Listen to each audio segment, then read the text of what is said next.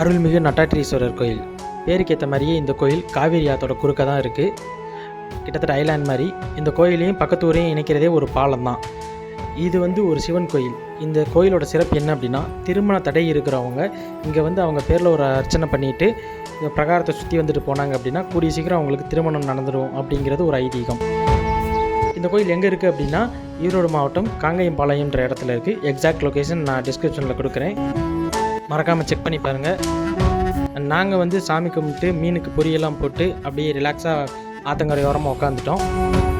நீங்கள் ஈரோடு சரௌண்டிங்கில் இருக்கீங்க அப்படின்னா இந்த கோயிலுக்கு வந்திருக்கீங்களா அப்படிங்கிறத மறக்காமல் கமெண்ட்டில் சொல்லுங்கள். வந்ததே இல்லை அப்படின்னா ஒரு தடவையாவது வந்து பாருங்கள். Beautiful place.